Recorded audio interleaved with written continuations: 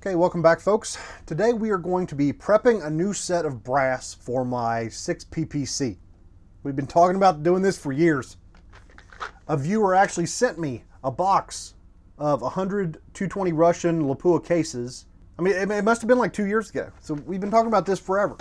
But things finally came to a head in a recent video I did on the RCBS Rebel press. We shot some 6 PPC in that video and ran into brass problems. I was using my grandfather's old batches of brass and ran into some primer pockets that were just done. So that's what I really need to do. I need to retire all of my grandfather's old brass and start fresh with what we make today. I gotta be honest with you, part of the reason why it's taken so long, I'm scared to death. I got a feeling I'm gonna screw this up. I've had multiple people personally walk me through their process and yeah, it's easy, it's no big deal. I've done tons and tons of research and read, 15-year-old forum threads where guys discuss all the options and stuff. All of the information's there. But I think where I get jammed up is the subtle differences between people's methods. And should I do this or shouldn't I do this part or this step? So I've boiled it down to 2 different ways I want to try today. And I've definitely got the procedure I think is going to work best, but I want to test it first and see. So step 1, what I did here was I took these 100 pieces of 220 Russian brass and weighed them all. I was watching a movie, didn't have anything better to do. And the weight dispersion ended up looking something like this. So what I did is I took 50 pieces that all weighed between 112.3 and 112.7. So 4/10 of a grain spread on this 50 pieces. This is what we're going to call our primary set. This is kind of these are going to be the last ones we mess with. We want our process down. We want these to be our final ones. Because, that's part of the problem with a lot of this crazy bench rest stuff. It's all about consistency. I don't want to end up at the end with a batch of brass that was set up 10 different ways, right? Consistency in all of this preparation is what it's all about. So that started with picking out our 50 best. Next, I went to the next 25 and pulled them out. These all weigh between 111.9 and 112.2, so a little bit lighter on average than our first 50, whatever. But that's still a really nice set with a tight weight spread. Whether it matters or not, I don't know, but it is what it is. Now, I'm hoping that by the time we get to these 25, we'll have our process down, and these 25 are going to be good, good brass we can use going forward. Which leaves us with the rejects. So these are the 25. There were a couple light ones, there were a couple heavy ones, and then there were just the leftovers that really, weren't that far off at all. So these 25 is where we're going to start our experimenting. If we destroy them all in the name of learning, so be it. It'll be money well spent. A couple things that complicate this process a little bit more. My gun has got a 262 neck, a .262 inch neck. Now I think that's about as tight as you're going to find. And then it gets bigger from there. I saw people talking about 263s and 264s and even some of them up in the 250s, which were no turn necks, which are chambered so that you don't have to worry about neck turning. Now with my tight neck, that's the main deal here, man. We've got a ton of turning to do. Because, let's look at the simple math of it. So if I've got a 262 neck, my understanding, which correct me if I'm wrong, which if it's not already clear, I have no idea what the hell I'm talking about. This is my grandpa's old gun. I'm not really in the world. I don't know the trends. I don't really know what's going on. And I'm, definitely prone to saying some falsehoods in this video, where that's why I'm every time I make one of these 6 PPC videos, the bench rest guys show up and they're always so awesome. They're just helpful and full of information. So I'm relying on those guys down in the comments to maybe clean up any gross errors I make. But okay, back to it. So we've got a 262 neck. I think the target we want for our finished round is 260. So that's 2/1000ths under neck diameter. So we have 1/1000th of clearance on either side or all the way around our chambered round. And I did still have a couple pieces of loaded ammo and verified that that's what I see. So I see a lot of 260, a lot of 260.5, right around that size. So if we know that 260 is our target, we know that our bullet diameter is 243. We've got 17/1000ths of gap to make up, right? Which that comes out to 8.5/1000ths. So 0.0085 inches on either side. That's what we need to trim this or turn this brass down to fit in this tight neck. Now the original thickness of the necks on this 220 Russian brass is about 15/1000ths. So we need to trim it almost half of it away. Now of course, as we neck this up to 6mm from 22 like it is now, I imagine that's going to maybe thin out a touch, but we'll get to that here in just a minute. So we have lots and lots and lots of neck turning to do. I'll tell you, I want to share my kind of aha moment as I was researching this. Like a lot of things started to make a whole lot more sense once I learned this. Let me grab my gun real quick. Okay, so if I take a piece of our 220 Russian brass and try to put it in this gun, it's actually going to chamber. There's going to be a little bit of resistance there. It's going to be a little bit of a tight fit, but it's going to chamber. So what I found, like I think the very best way to do this is to have a dedicated barrel just for forming your brass. We just fill it up with your favorite, PPC powder, put a 22 caliber bullet in there, do just like we just did and chamber it, and fire the 22 bullet down the 6mm chamber or barrel. Apparently that results in some freaking amazing brass. Now, unfortunately, I don't have another barrel, let alone another action or anything like that to set up a fire forming setup, but that's out there. Another really popular way, like everywhere I went searching for information, there was always people recommending like, just send them to Billy Bob and he'll hydraulically form them for you for, $32 or whatever, There's always some guy offering forming services. And like there's this DJ's brass service. I don't know if he this may go back to some forum in 2005 where he started doing brass for people and it grew. I don't know but it's, it's similar sort of service that you see offered a lot. Is, he'll turn your 220 Russian into 6 PPC or your 6 BR into 6 Dasher and does it with some sort of hydraulic forming die. And he even offers neck turning. Like you can basically order the full service and get your brass back ready to load and fire. So a lot of people recommending that. So with our piece of brass still in the chamber right now, imagine what would happen if we filled it with a fast burning pistol powder, like Bullseye, right? The ubiquitous Bullseye, the thing that springs to mind when people think of fast burning pistol powders. Now, if we put some of this, like a big old case full of it here, and I don't know, used a wax plug or some cotton to hold the powder in place, or maybe we just pointed the gun straight up in the sky and fired it off, what would happen? We're going to find out, because that's one of the things I want to try. Because a lot of people advocated for that. As I read around and researched, a lot of people reported success with that sort of a deal. Okay, let's pull out this piece of brass and I'll show you what I found so fascinating. I might need to get you a picture and point it out or something, but maybe not. Maybe it'll show up right here. You might be able to see a shiny ring just down onto the shoulder, barely onto the shoulder there. So that's where that heavy bolt was coming from.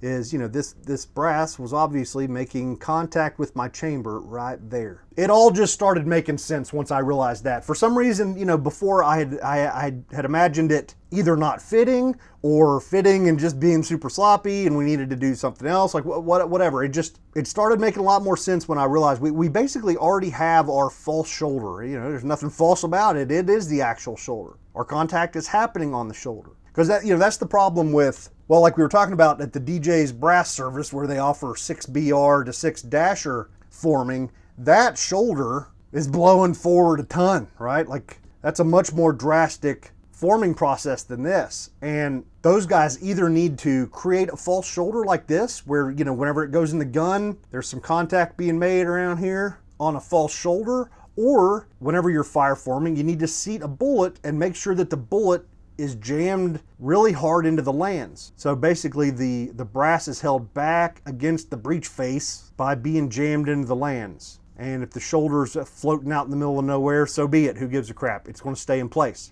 So, luckily we don't have to worry about that crap at all. I think, most people did seem to advocate jamming during that, that first firing of an actual 6mm bullet in the case. Most people end up jamming, but it seems to be much less important, since we've got a nice fit here already. Now the problem is, so if I take this neck right now and simply open it up to 6mm, it's not going to fit in my chamber anymore for two different reasons. First of all, tight neck, right? We have got to turn the necks down because the outer diameter is just going to be too big. So we need to create clearance there, and also I'm not honestly sure what the hell is going to happen right here. Opening our neck a little bit is going to open up or, drop that neck to shoulder junction down a little bit. So as we're turning our brass, that'll be, I guess it'll be how far we go down with our with our turning to get that clearance back. Now the question I'm still not completely sure about, so would that be the smarter way to go about creating that necessary clearance there, or should you use a full-length sizing die because, you know, a full-length die, a sizing die is going to be just, you know, similar to our chamber. That's where a sizing die is going to hit this brass as well. So I honestly don't know. We need to get some expanded just so we can kind of see what we're working with. We'll see what happens to our thickness. I assume that's going to thin out a little bit as we stretch it, and not really sure what the hell this is going to look like. So I'll tell you what, let's just jump right into it. Is there anything else I need to talk about? No, I mean, you know, I mentioned those were the two I wanted to try. I want to try expanding with a pistol powder first, which, you know, we'll get our case roughly 6 PPC shaped. Then we'll expand neck turn, or expand trim neck turn probably, because that's another, every variable in this, you know, you got to put it in at some point, and there seems to be downsides to everything. So luckily Lapua brass comes pretty consistent in length. I did measure the length on all of these, and let's see, where did I write that down? They were all between 1.514 and 1.5155. So 1.5 thousandths of difference in the length of the cases. And the reason that's important is whenever we go to neck turn, it is going to index off of our case mouth. So if you really, really want to be consistent, you don't want to do any neck turning before you trim, so you can be 100% certain that every piece is precisely the same and you get the same amount of, I don't know, incursion into the neck at the bottom of your neck turning operation, right? We're going to be taking off material, and deciding where to stop is going to be critical. And that is the one thing that at the beginning, until I realized, you know, the chamber is going to make contact there anyway, we already really know where the neck starts, basically. Early on in my research, I'm like, well, how the hell do you know how far to neck turn? You don't know where your new shoulder neck junction is going to be. Like, well, yeah, you know, once I put one in there, saw the shiny spots coming out, kind of have a pretty good idea about it, right? So let's expand some necks. And I've got a pretty ridiculous set of expanders for 6mm that I got from 21st Century. This is actually a 6mm and 30 caliber in here with the dies and stuff in a, just a little Harbor Freight case. But so I've got all sorts of sizes of neck expanders from 0.240 all the way up to, let's see, what's the biggest one? It's a beast. 0.2450 in like 0.5 thousandths increments. So we got plenty of expanding mandrels to do whatever it is we decide we want to do. But I also have an additional mandrel in my K&M neck turning kit, which I think this is it. Yeah, there's our, that's the right one.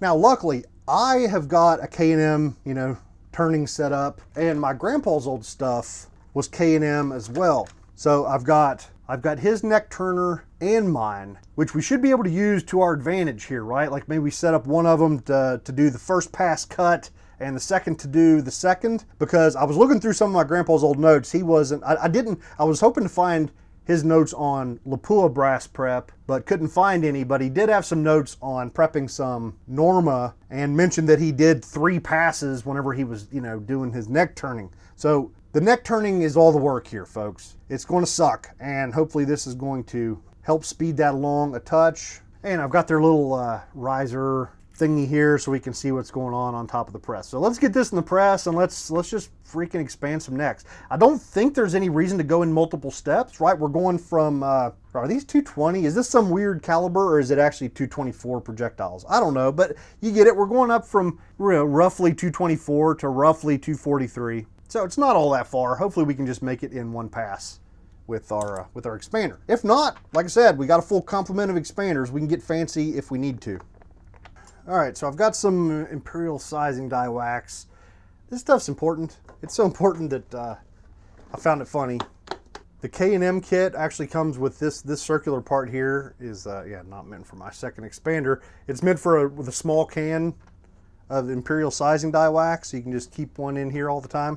Unfortunately, I've got the big can. Now, I should buy a little can just to have in there for the novelty of it. I thought that was neat that they included that. All right, so wonder if we'll even be able to use the riser. I guess the riser, do we just screw it all the way down? It doesn't really have to be tight necessarily. Whatever. Okay, we'll point it towards you. And I guess we ought to bring a case up in there to see about how high we need to go. All right, you guys can't see much, so let me bring you in a little bit tighter. So yeah, it looks like the bottom of the neck is almost perfectly even with the top of the press here. So whenever I drop this down, and then drop this guy down in here. Trying to get an idea of where the taper ends. Guess I could give you a up close view of what we're dealing with here, right? So it's tapered up until I've got lube all over this thing, so it's probably hard to see. Hopefully that gives you an idea of how important lube is in this part of it, right? Like definitely want her lubed up. So, all right, so just want to make sure where it goes to full diameter is low enough to be a little bit below where our neck starts, I reckon. Thinking maybe right about there. You know, we don't want the mouth of the case to crash into the expander here. All right, let's try this first one. Got a freaking Q-tip. I'm gonna lube the inside of the neck as well, like really, really well. And let's see what happens here. All right, contact with the expander. Up onto there nice and easy. And all the way up, good. We've still got just a little bit of daylight. All right, so let's do a total of 3 of these. So here's the next one. Need to get her lined up there. There it goes. Not taking a lot of force to go over the expander. And it seems to be pretty smooth so far. All right, let me wipe these off. Let's have an up-close look at them. All right, so here's an original, and here's the one we just necked up a touch.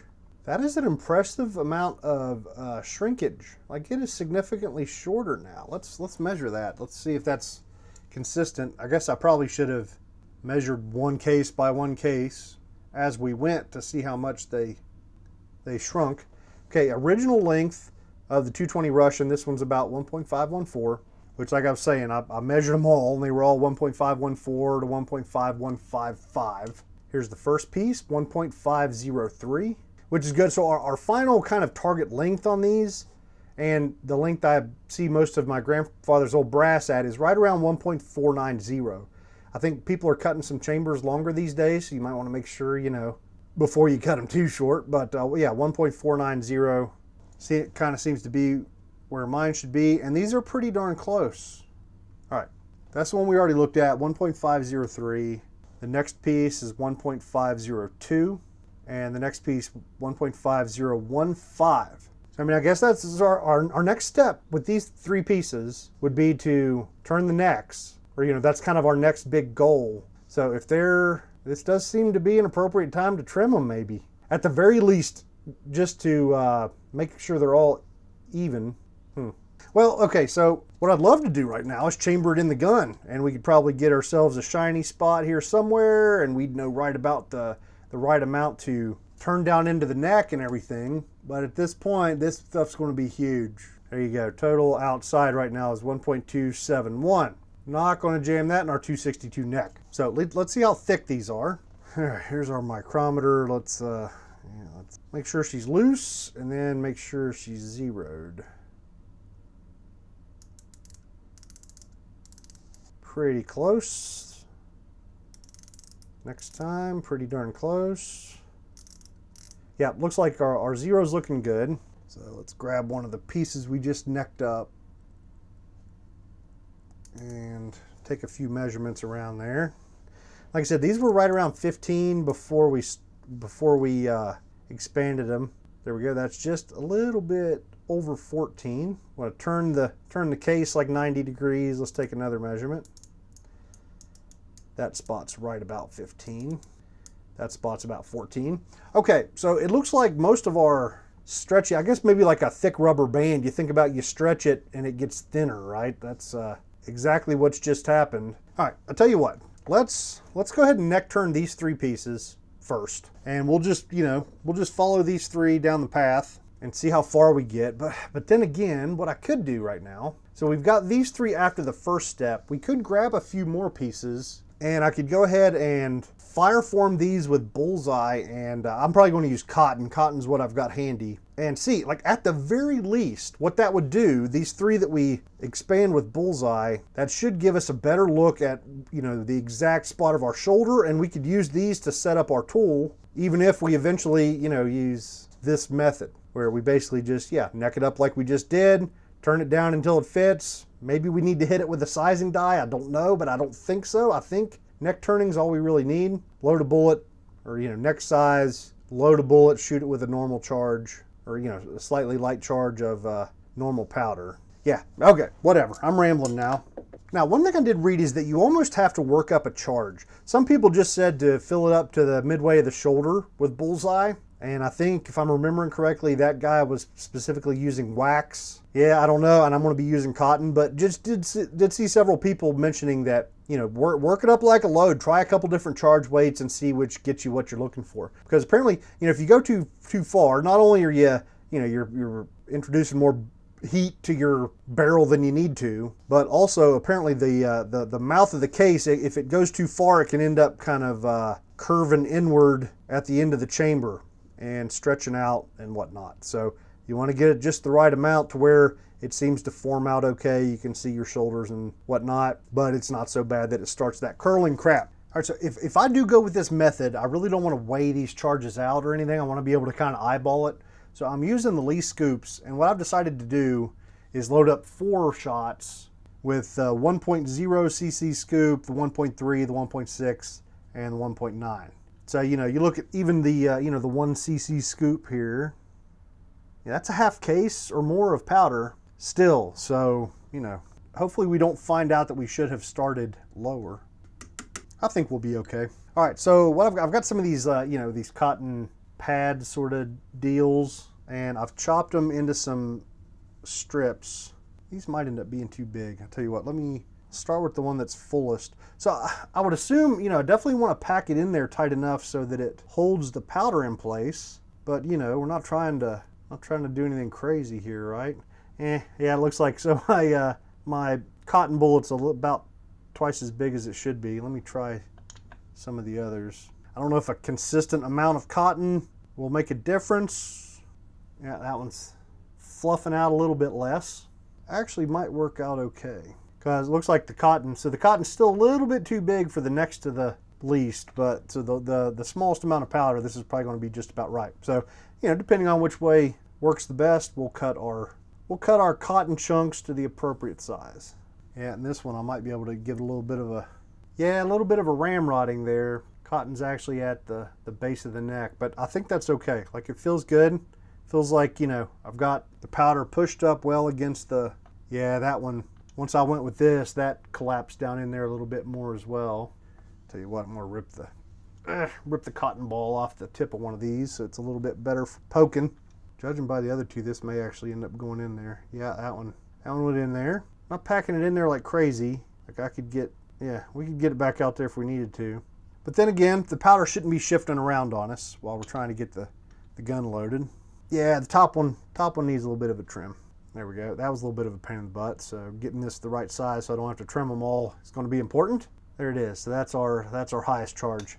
Okay, let's run outside and see what happens. You know, of course I'm a little bit worried about this. Just for context, the barrel in this gun does have a lot of rounds in it, and if this ends up totally backfiring and, you know, prematurely wearing my already old barrel, I can live with that, you know. But I'm going to shoot these extremely slow, and I'm definitely going to have cleaning gear on hand. We'll see how it goes. Like, I may end up running a patch down the bore between each shot, or maybe every few shots, but the hope is, so once I've finally got my process down, if this portion is included, what I'll do is, like, just grab maybe 2 or 3, take them outside, shoot them, and then come in, do the neck turning steps and the other sort of crap, and then kind of, you know, just do them a few at a time. That way the gun always has a ton of time to cool down. We're not, you know, taking a blowtorch to our throat, because I'm sure, you know, sitting down with 50 of these and just running them through as quick as you can would be a really quick way to erode a throat. Or at least I would think, you know, like, maybe it wouldn't. Maybe it's no danger at all, but it's something I'm going to be concerned about, and I'm just going to hope that, you know, ample cool down time between shots is enough. All right, enough talking. Let's get outside. Let's shoot these things.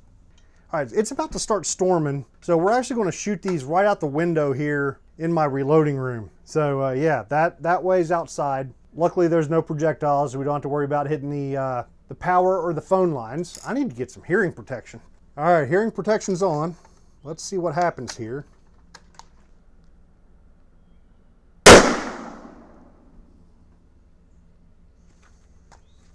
Okay, the gun doesn't seem to have blown up. That's a good start. Saw some cotton flying everywhere. Let's see. The bolt lifted super duper easy. And let's see if this brass is cool enough to touch yet. Brass is barely warm. All right, let me grab yeah, here's our next piece that hasn't been fired yet. Yeah, so you know, a little something going on there. Not the sharpest corners you've ever seen in your life though, right?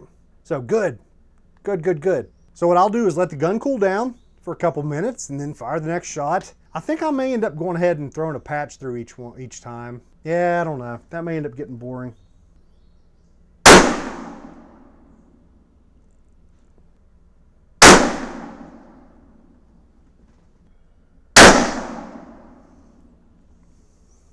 All right, this is pretty dang cool if you ask me. So on the left is a piece we didn't fire. So this is just 220 Russian. This is our 1cc load, our 1.3, our 1.6, and our 1.9. It's fascinating to kind of watch the shoulder. You know, 1cc, definitely a lot more rounded. And then 1.3 gets us pretty close. That might actually be pretty good looking. But I think 1.6 is where we really hit the sweet spot. Let's try and get that guy a little bit closer. Look at these. So yeah, 1.3, 1.6, and 1.9. I'm not seeing any more definition on this one than I am on this one. So like I think this one did everything we want it to do, I think. While this guy just doesn't seem to quite have the shoulder definition that we picked up with the 1.6cc scoop. Okay, here's what I'm gonna do. So, well, I'll tell you what, let's take a few measurements. So as far as length goes, we know that our original 220 Russian is right about 1.514. We know the ones we expanded with the expander went to just a little over 1.5. So 1.502, 1.503 if I'm remembering correctly. These, all right, here's the first one that we fired with the smallest charge. It is 1.499. The next one is 1.497. So these are a little bit shorter. Our third one, which is the one, you know, we thought looked about right, comes out right at 1.5. And the final charge was the same way, 1.5005. All right, I guess I could have, I didn't really pay all that much attention to the brass as far as the case head went, but definitely no primer flattening or anything, you know, traditional signs of pressure. Looks like it just worked. All right, now, neck thickness. If you remember, the ones we expanded didn't really change. It was about 15 before and about 15 after. So here's our first piece. Yeah, that spot's actually 16 and a half. And okay, zoom out just a touch. There we go. That one's a little over 15. That one's 15. Okay, that was our top charge. So here's the one we liked. Here's the one that we thought looked good. That's just about 15, 15, 15. Okay, so you know, walls of our neck are not magically thinning themselves, right? So we still need to neck turn just about the same amount. I'll tell you what, let's drop these guys back. All right, so you know, that's our, no, that's the guy we liked with the 1.6cc scoop. Let's compare it as far as shoulder and stuff to the ones that we just expanded. Okay, so tell you what, let me drop these even farther back so they're not confusing us. Okay, so you know, for both of these pieces, the one that was just expanded up to 6mm and then the one we just fire formed with pistol powder, we need to neck turn, and you can see on this guy, if I can get it to zoom, or focus, there we go. We've got a reasonably good defined spot to stop with our neck turning. And tell you what, let me see if I can get these guys even closer to one another. All right, I think that's the view we're after. You know, so I guess what I'm saying here is I've got a nice defined spot to stop here, and over here not so much. It's pretty mushy in that section of the case neck. And that just, you know, as a new guy going through this for the first time, that makes me extremely nervous of neck turning to the wrong spot. Because I tell you what, here's a really good illustration. Let's steal an illustration from the K&M website. And, you know, this is an advertisement for their different lead angles that are available, right? So with 6 PPC, we've got a 30-degree shoulder. So this is showing us that the 33-degree lead angle for our cutter would give just the right angle. Whatever, you know, that's what this is about. But what I kind of want to show you, I've got the standard lead angle, which is up at the top in the big one, you know, the 50-degree. So no matter where we stop, you know, we're going to want to go into that shoulder a little bit, right? You get that little bit of a V there that you can see. And that definitely creates the thinnest spot out of anywhere in this picture, right? That spot right there. Now, what I think exaggerates it is, you know, we're taking off so much neck material. We're taking these all the way down to 8.5 thousandths. So if you imagine this drawing, except, you know, the cut was twice as deep And then those angles look a whole lot worse now, right? Like, ooh, that's a super weak spot. So this has been my biggest concern, and it's why I think I'm going to go with the pistol powder forming. You know, I don't really know for sure what's going on here. I don't really have the tools to even cut them apart and keep a good, like, I'd love to look at a good clean cross section of these two cases right now and see what's going on. We probably wouldn't even be able to see a difference, but I just feel like fire forming with the pistol powder might be giving me the best chance to have kind of a even distribution of material rather than the expanding side. Because, you know, you think about it, we've still got to fire form this. This has still got a long way to go, right? That shoulder angle is going to totally change, and everything's going to be moving and stretching and stuff. So this just makes me nervous as far as turning, where this I feel totally comfortable. You know, let's set up the turner, let's get to it. And I'll tell you what, let's do just that, except before we do, let me go ahead and shoot 2 more of these. So let's see, what was that? I'm gonna write that down. So that was the 1.6 cc scoop of bullseye plus cotton. Gave us the best results. Okay, I'm gonna go, yeah, I'll get 2 more of those and then we'll be right back. We'll start neck turning. Now, one important thing we need to do to the cases that we expanded with pistol powder is expand them further so they will fit on our neck turning mandrel. You know what? I just realized a problem in my plan here. I thought I had bought a 6mm mandrel for my turner, but it looks like I haven't. So yeah, so this mandrel right here in the middle is where our brass is going to slide over top of. And you can see this is one of the pieces that we already expanded with the mandrel. You can see it's a very tight fit, like extremely tight fit, very close. So we're going to be lubing the snot out of this so the brass doesn't gall. But I just wanted to double check and make sure that that fit was nice and tight, which it clearly is. Like, yeah, that's a really, really good fit. And it should be, right? Because that's the K&M expander that came with this neck turning tool. So it should be perfect. But if it wasn't, we were going to look through my other mandrels and see if we could find a better fit, but we don't need to. All right, so I need to lube these, yeah, just a little bit inside the neck. These aren't going all that far, right?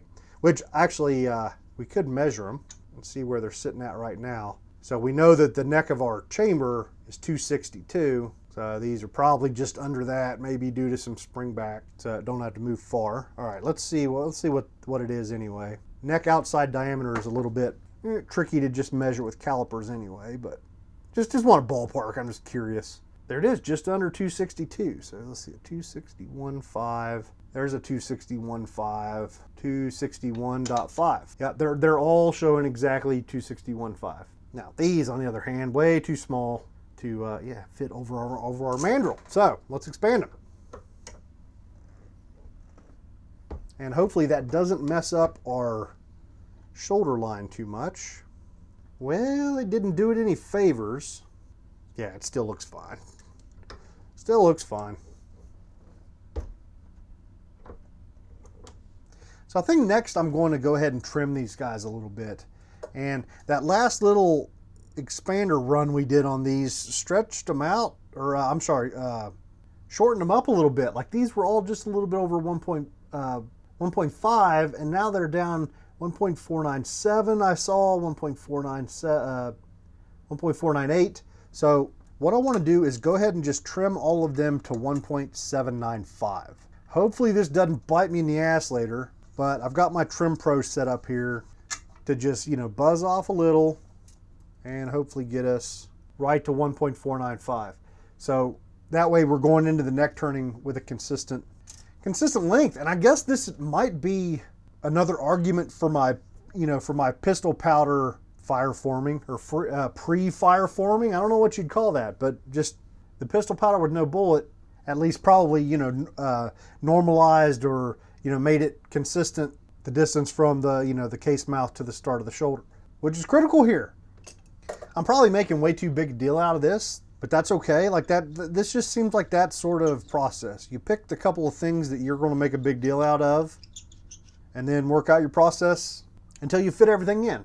All right, I did hit the case mouth with a bit of a chamfer. I don't want any, anything getting in the way. Like I said, this is an extremely tight fit on our mandrel, which we're probably going to lube them and whatever. But yeah, extremely tight fit there. So we don't want any remnants of trimming burrs and crap to get in our way. And I guess while I've got this out, I'll go ahead and trim the other 3 pieces that we've only used the expander mandrel on. Is this hard to keep up with? Hopefully this is making sense, right? You know, we got one set where we haven't done anything to it except run the expander mandrel down there, which hopefully this is, yeah, it's big enough to.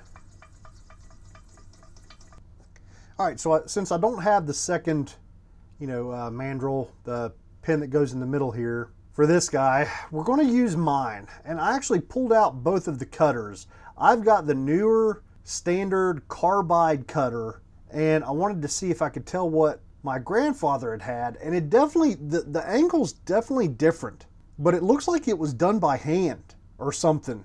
So I don't know if my grandfather kind of custom modified this a little bit, or maybe back in the day, this is the way K&M put them out, but these days my newer cutter, all the angles are nice and sharp and looking good. The other, like my grandfather's, it looks like there's maybe some chips out of there, like it's pretty dull at this point. So we're going to use mine. So I don't know how this standard 50 degree angle on my cutter is going to work out, but we'll just see how it goes. So the K&M cutter is pretty straightforward. I've got this little attachment here that helps us with setting the depth. We loosen this guy to be able to adjust this, and then this screw. It's just a setup aid that allows you to make small adjustments to that before you lock it down. So what that does is set the how far our case goes in, because case mouth is going to go down and hit that. So clearly that's probably a little short there. That's maybe closer. Tell you what, let me see if I've got a fired piece. Nope, that's not. There we go. Which this is actually probably the best way to set this anyway. So you can see this is going to go down and bottom out there. So that sets how far.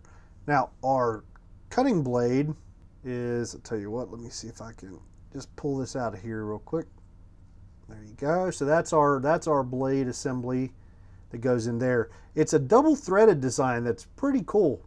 So when you first slide it in, under the little washer there, make sure I got the orientation right. Yeah, I think I got it right. All right, so once it goes under the little set screw, black washer on the set screw here, you don't really want to engage these threads like that. You want to turn this backwards. And that inner set of threading actually makes that the coarse adjustment. You might see the cutter moving on you there as we move this. So now this piece was long ago prepped, so we're not going to want to go that far, but I want to kind of get it close. All right, hopefully that's pretty dang close. And then as I start the normal threading process, it starts a much finer adjustment per revolution now. So this is marked. There you go. The head of the bolt there is marked, and then the body is marked with different marks around there. Each one of those is 2 10,000ths. So I think there's a total of 12 of them. Yeah, I think there are 12 of them. We should be able to dial this in really well. And like I was saying, if we end up going with a 3-cut method, maybe we can do that, get it to where it's easy to remember. We basically we do a shallow cut, do it 1 full rotation, do another cut, do another rotation, then do a final cut. But we're a long way from there. We gotta get our first ones going. All right, so we're basically in there. Looks like we're probably in the right range. So I'm just going to temporarily snug that down just a touch. And that's really it for that. Oh, I was supposed to set the depth. Yeah, so can you see that little guy approaching the shoulder? Maybe it'd be easier with something white behind it here.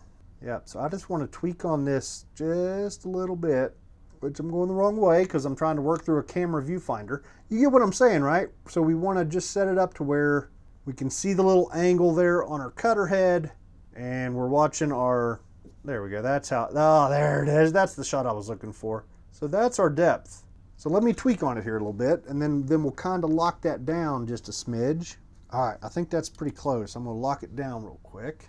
Yeah, if that's not it, it's darn close.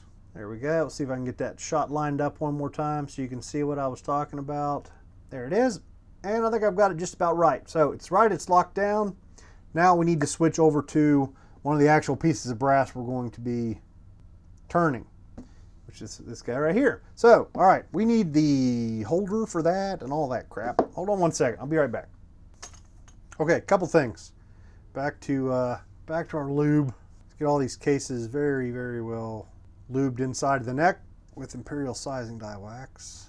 Oh, and once you're done with your depth adjustment, we can just remove this little setup aid thing from that tool. And this is, I've never used this, but we'll give it a shot. This, yeah, it's just a big old hunk of metal that this then sits down in.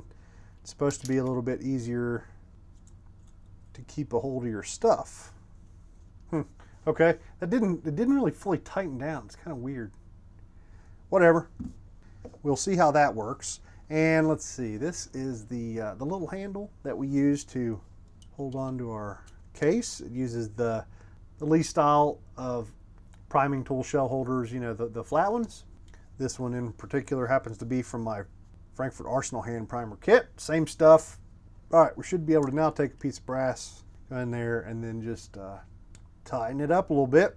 And you're supposed to grab a wrench and really make sure. And they actually make another accessory that's like another random hunk of metal that goes around this somehow and like makes it so it's easier to get a hold of. I don't know if it's knurled or whatever, but yeah, it aids in this. But I've never found them to want to come loose really bad. I don't think. It's been a while since I've turned any necks. Don't really do it much anymore. So, all right, that guy's ready to go. One thing I forgot to do, more freaking lube, man. We want our mandrel here lubed up. Unlike a sizing operation, can't really overdo it too much here. Might as well pile it on. All right, now let's see if we can get this freaking thing to slide down over here. If we line it up just right, it should. There we go. And, you know, depending on where my depth adjustment's at, I don't know if this will start cutting or not.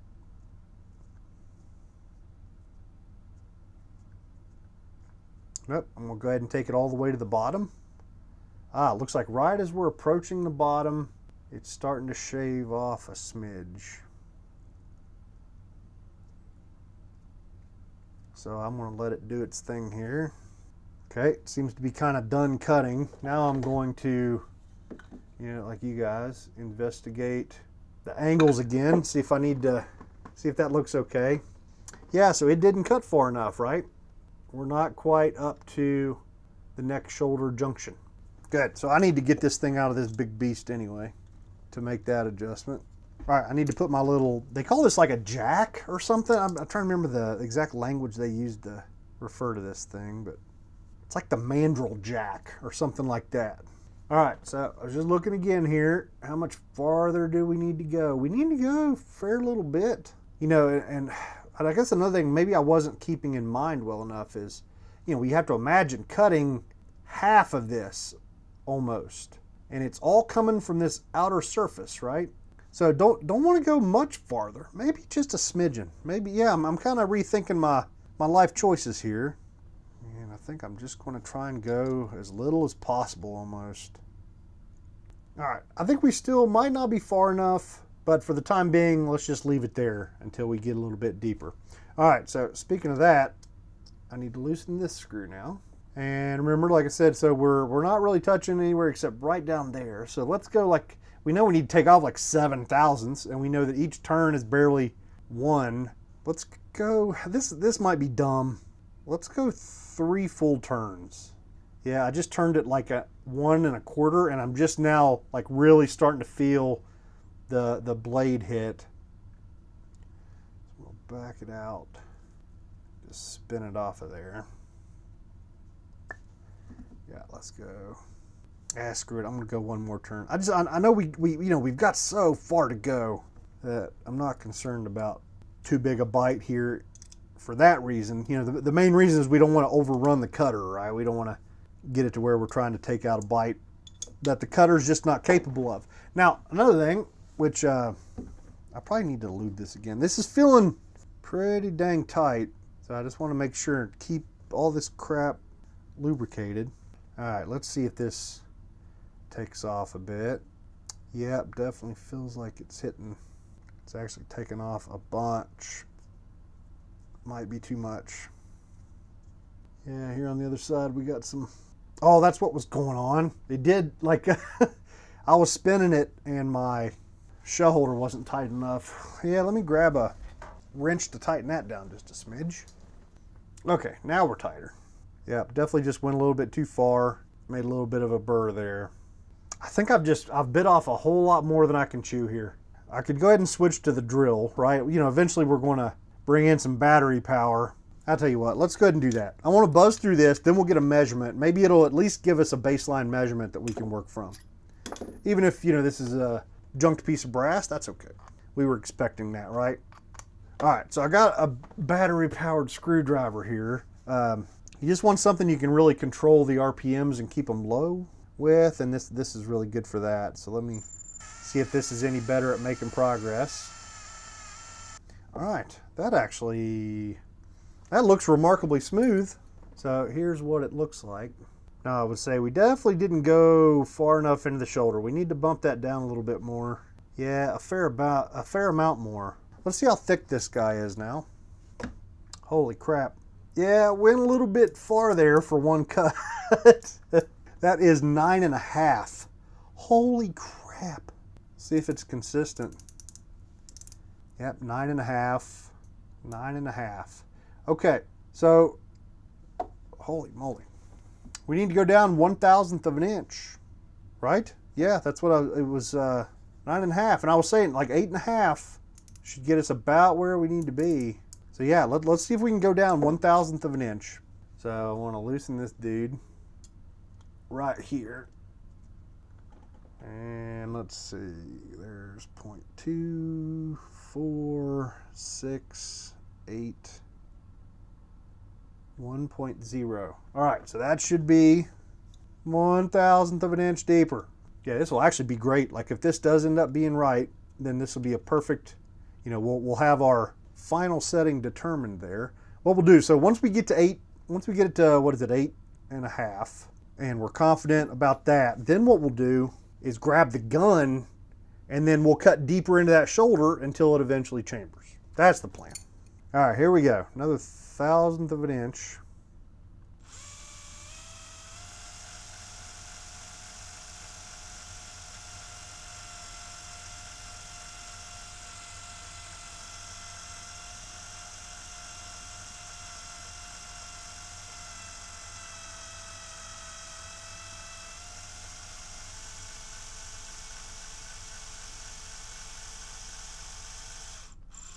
All right, man, that's looking good.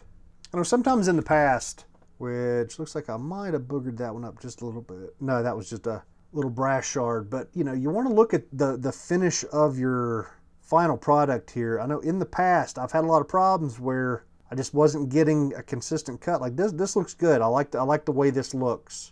But if you're seeing lots of cross hatching or marking or anything like that, you might be moving the tool or the drill or whatever a little bit too fast. You know, anytime it's important to go on slow and off slow. All right, let's see what our number is.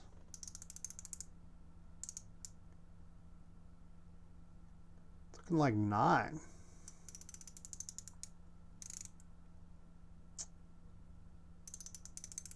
Yeah, it's reading 9 everywhere. I know, I just saw on their site, that was one of the reasons why I went to their site to double check. I was trying to remember how far each adjustment got you. And it was 2/10,000ths. So I don't know why that only moved like 1/1000th. Might be an after effect of that first cut was so deep that it was, yeah, it kind of jacked things up, whatever. All right, let's stick with the idea that these are 2/10,000ths measurements. And let's try and move about, what, 2.5? Yeah, I think that's about right. That would be an additional 5/10,000ths. All right, now it looks like we're dialed right in. Get you a look there, but yeah, that is 8.5 Check another spot here. 8.5 and 8.5. Sweet. All right, I'll tell you what, let me grab the gun. So I feel confident our brass up to this point is going to go in the gun. You know, the outside diameter, we're down to 258, something like that. So what should keep it from chambering, I think, is right there at the base. So yeah, we'll just keep on chopping deeper and deeper until it chambers and see how far we have to go. All right, let's see what happens here. There's our piece of brass. Okay, bolt went right up to the end there. Well, maybe not. Okay, it is. Oh, it closed. Wow. Okay. Let's see if I don't think I like crushed anything too bad. It wasn't like a ton of force. Let's try it again here. I'm sure it'll go in much easier this time. Yeah. Okay, so I guess now the question would be, did I go too deep into the shoulder? No, I really don't think I did. Yeah, I'm just not seeing it. So here's one the one that just chambered, next to another one we still need to neck turn. Like, yeah, I think we're okay there. I mean, and I guess, yeah, I'll tell you what. So let's trim or let's neck turn the other two in this group, and we'll see how they fit. So if I look at that's the wrong one. Where's the right one? Yeah, no, that's the right one. So the mark on my adjustment is pointed right between those two. I'll tell you what, I'm going to grab a Sharpie right here. There we go. Just going to make the mark even more obvious. And yeah, okay. So the next one I do, here's what we want to try. Let's loosen this up and let's back out 2 full turns. There's 1 and there's 2. Okay, let's see how that works for a first pass, which actually, now that I think about it, I don't know. We'll see how much this takes off. But it might be smarter for that last pass to just be maybe the last couple thousandths rather than an equal share. You know what I'm saying? All right, need to get our brass in there. We need some lube. Pretty sure this was already, this case was already lubed before, but whatever. You can't have too much lube. All right, let's see if this first pass does very much.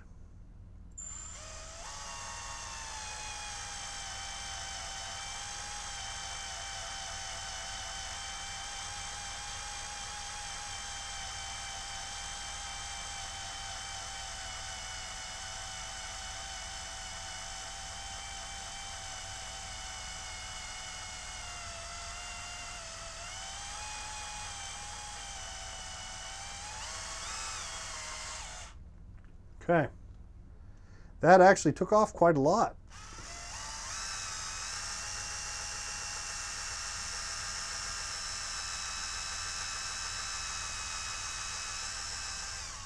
Let's get that guy off there and measure it real quick. Yeah, this first pass has taken it to 12.5 thousandths. So yeah, that first one, it's cutting off a pretty good chunk. All right, so let's go back in 1 turn. Okay, second pass.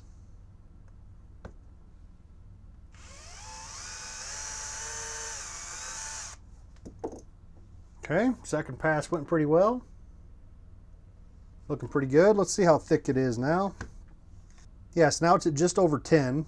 So where were we at? 12.5, 13 before, or something like that. So yeah, it's about 2.5. That's what we were expecting, right? 12 increments, 2 10,000ths each. 2.4 thousandths, right?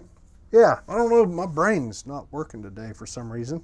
I don't know why that's 12 times 2 is pretty dang simple, you know. All right, this is our last cut, so I'm really going to take a minute to make sure I get this lined up exactly where I want it.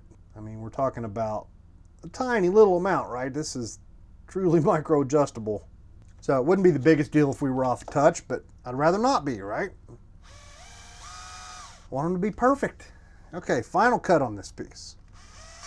Yeah, it's going a little bit too fast, I guess. It was kind of kicking on me there just a touch. I'm gonna back off and ease back up on that spot a little bit. Yeah, went right by it. Not sure what the heck was going on there.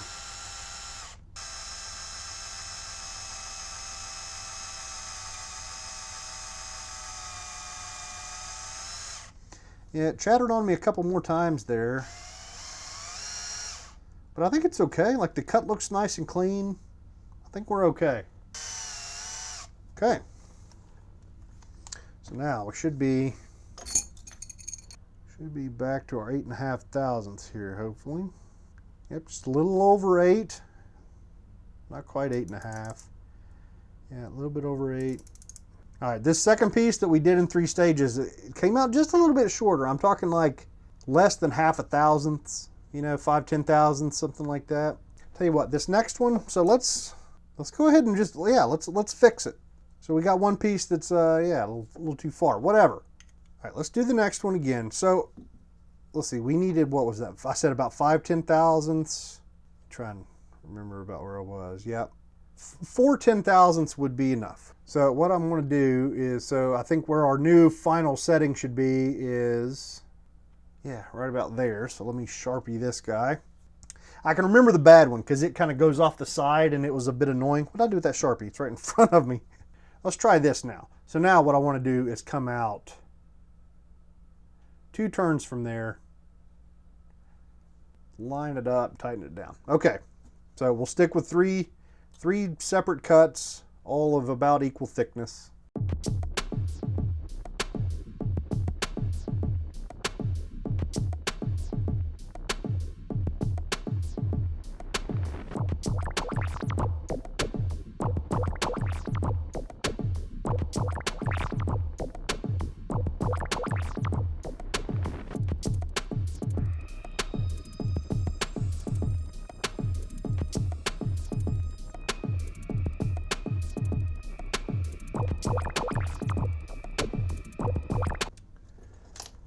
Let's see if that fixed our thickness. Yep, now we are at exactly 8.5. Another spot, exactly 8.5. Good. All right, I think we got our spot. We've got our mark. Now, let's see if these will fit in the gun. That's pretty important. All right, let's see what happens. Now I just got them all 3 mixed up. So one of these we've already tested, but I can't remember which one it is. Nope, no clue. So let's just run through all 3. Here's the first one. And yep, definitely, you know, there's some resistance here. Closing the bolt. But then it went, so, you know, yeah. Let's see how the other 2 feel. All right, here's the next one. Okay, forward and down. I suspect that was the one we've already messed with because it just went right in. And yeah, here's our last one. See how it does. Yep, just a little bit of a hang up here at the top of the bolt throw, and then it drops right down. Okay, I think I'm good with that. Like, you know, I'm okay with that. Now the next step we need to do is we need to load these up and make sure they still fit in, right? Maybe I've mismeasured something and our neck's still too thick, or, you know, who knows what could happen. All right, no, we are not quite ready to load because we've still got our 3 pieces that we just expanded. You know, we just expanded them out. They still haven't been fired in the gun whatsoever. Never had a primer in them.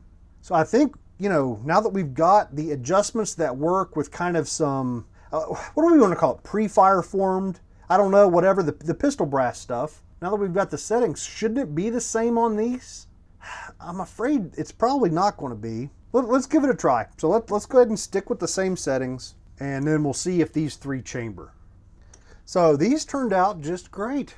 I hope they fit in the chamber, because yeah, they look good, and the shoulder junction looks better as well, since, you know, this still has the 220 Russian shoulder angle. So yeah, this looks totally good to go. Now, one thing I almost forgot, I didn't flip the camera on, but I did trim these. Yep, almost forgot to trim them. So trim these the exact same length I had done to the others, and the exact same 3 neck turning steps. All right, let's see how it feels. Okay, it's, you know, got to the same sort of spot and the same sort of feel. Yeah, very similar feel. Let's try the next one here. Same exact deal. yeah, these feel good. You know, I probably want to grease up the locking lugs for the heck of it for our range trip when we're shooting a bunch of these. But yeah, it just feels like a good crush, you know. But you know, which like I talked about earlier, seems like the perfect scenario. You know, those 6 dasher guys spend a whole lot of time and effort to get this sort of feel. All right. So I guess now would be the time if you wanted to do any further advanced brass prep, maybe some primer pocket uniforming or some flash hole deburring or, yeah, I don't know, whatever else you might want to do. I don't think I'm going to do any of it. Lapua brass is usually pretty good about, you know, flash hole burrs or having crappy primer pockets. So I don't know, one of these days maybe I'll get around to it, but it's not something I'm worried about. Now, so let's see. Let's do some math really quick. I know we've been down this road before in a previous video. I wanted to check and see which neck bushing I'm using because in my grandfather's stuff, I've also got a 259 and a 258. I think I've got a 257 in the die right now. Like my grandfather, actually, I noticed in his notes he had mentioned that he seemed to get better performance with more neck tension, thus the 257. So let's see, with the 257, we know our bullet's 243, so that's a difference of what, 14? Yep, that is a 257, Reading 257. We're going to stick with that. I did read that recommendation in a couple spots for people, I guess, who normally don't run a lot of neck tension. You know, fire forming the time when maybe you want to run a little more than usual, just to get good starting pressures or something. I don't know what the hell's going on, you know. Everybody has their theories, but all right, there's our die back together. Let's see, we were doing math a minute ago. We'll get back to it here in a minute, whatever. Let's get these guys reside. So I'm using an L.E. Wilson die, by the way. I don't know if, if you didn't realize that. L.E. Wilson die. So I'll start out with the 3 that we pre-fire formed, or whatever you want to call it. These actually do need decapped, so should have a primer popping out of here. All right, so here's the first piece coming out of the die, and it actually looks really good. Can't even really tell. Yeah, let's see if we can measure a difference from where the bushing hit and where it didn't. Yeah, so I'm reading right about 256.5. It was 257 a minute ago. So we know that we're hoping for a final measurement of 260. So 257 would be, you know, about 3 thousandths of measured neck tension like this. And yeah, the part down below where the bushing didn't touch is reading exactly the same. Let me check one of these others. Yeah, it might just be barely kissing it. Yeah, this is like 258.5, and then we, you know, run it through real quick. Didn't feel like it took much. There we go. Yeah, looking pretty good. You can just kind of barely see. So, you know, these are the rounds, you know, these first 2 that I've done. These are the ones that we did the pre-fire forming with the pistol powder. Okay, one more case to go here from the first group. Didn't quite get the, there it goes. Didn't quite get the primer removed. Same thing with this one. Primer's still in it. Need to wait on that second little, there it is. Now here's the first of our cases that still have their 220 Russian shoulders. There it is. And very similar sort of deal. You can see where the bushing hit a little bit, but it's nothing crazy. Now I am going to use Hodgdon H322. That's the powder I've got the most of right now as far as the popular PPC powders, or the ones we've used in the past. I really need to find some N133. I'm pretty much out of Vitavori N133. But H322 will do just fine, especially for initial fire forming and stuff. It'll do a great job. Now the question, can't really pick a charge weight until I see how much these will hold. The ones that still have the 220 Russian neck, we're probably just going to fill these as much as we can. But before we fill them, I need to throw primers in real quick, which I don't even know if I've mentioned. I am using the Federal GM 205M primers, which I think I did mention earlier. Last video we had some problems with CCI primers, and I found notes in my grandfather's stuff that said he had problems early on. Like whenever he first got the gun, he had tried out CCI BR4s on 2 different range trips, and one time he had 2 of them that wouldn't go off, and next trip he had 1 that wouldn't go off. So if I would pay attention to the notes on this gun, we would have never run into that problem in the last video. I would have known to avoid CCI primers at all costs. with this gun. All right, how much powder is it going to hold? Let's just dump some out here. All right, my memory card filled up, and I don't know where my camera stopped recording. I did pick out my charge weight, which I think is where I left you guys. We're going to go with 26.5 grains of H322 with the Bart's Ultra 68 grain flat base bullet that we've got quite a few of. A lot of people will, you know, shoot a cheaper bullet. I don't know, something they've got laying around, you know, that sort of stuff. I've got plenty of these. We're just going to go ahead and shoot these. So the 26.5 grain charge weight I was just talking about is a little bit low, but it's not ridiculously low.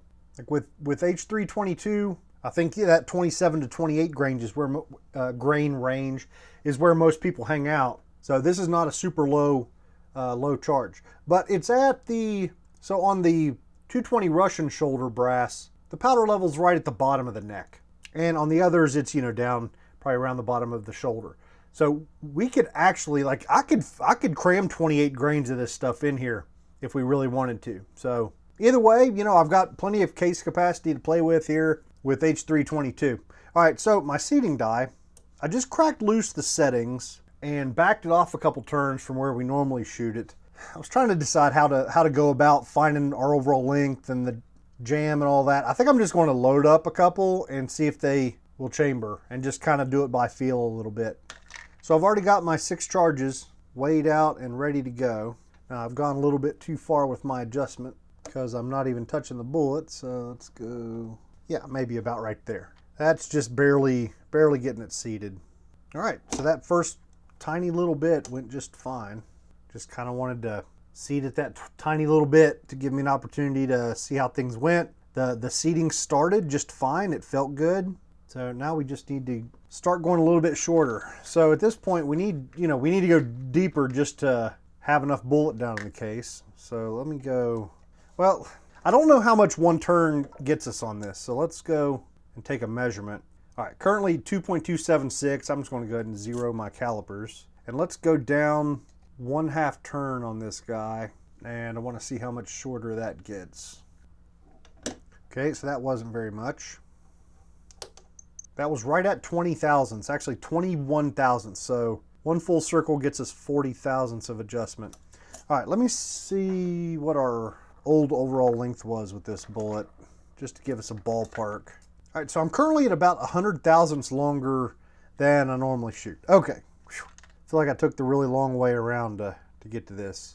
Man, I tell you what, even if this is what it took to get to the lands, I don't know if I'd feel comfortable shooting it. There is like almost no bullet in the case mouth right now.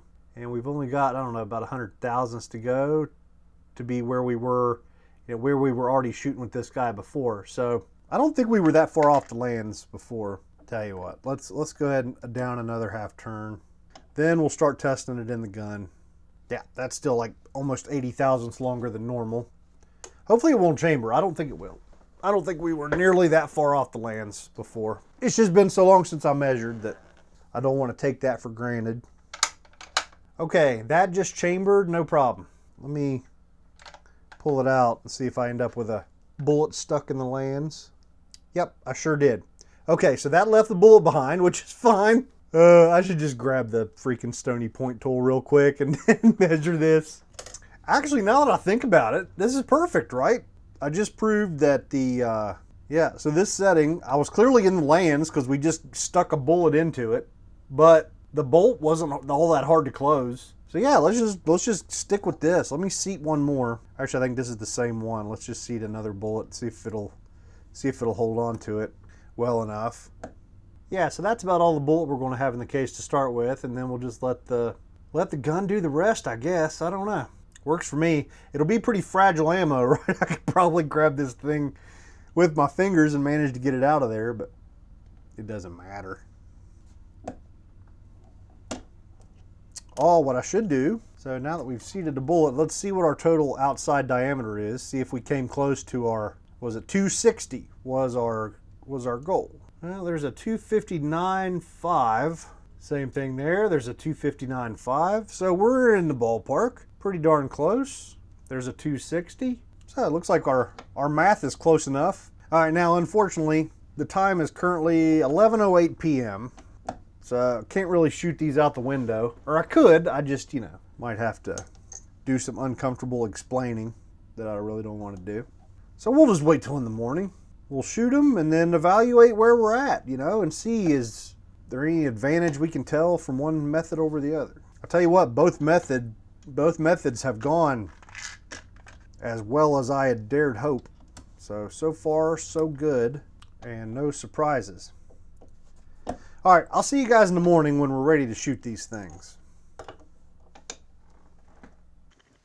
All right, I'll tell you one thing that I haven't really mentioned up to this point is lubricating your cases. A lot of people, when they're fire forming, I read a lot of discussion about people, putting lube or oil of some sort on the case I guess it's to discourage friction between the brass and the chamber wall. And I guess the thought is that it will, it'll allow it to move around and fire form a little bit more evenly. That kind of makes some sense. But at this point, like this is essentially a full power load. Like that really kind of sketches me out thinking about doing it with this round, because I'm sure it means more bolt thrust and all of that. And I don't know, it just kind of sketches me out with a full power load. However, earlier, whenever we did the pistol powder initial forming, it might have made a lot of sense to have a little bit of lube on the case just so it could move around a little freer. All right, let's go ahead and get started here. These first couple shots, I need to put my ears in. This is gonna be loud. I'm not even gonna aim, I'm just gonna point at the hillside here. So I'm gonna start with one of the ones we already kind of partially formed with the pistol powder and see how this comes out. Okay, let's see. Bolt lifts nice and easy, extracted no problem. And I guess that's another thought with the lubrication of the cases, is to ease extraction if you run into extraction issues, I guess. All right, so I don't see anything alarming here on this piece. All right, let's run through these three, get them over with.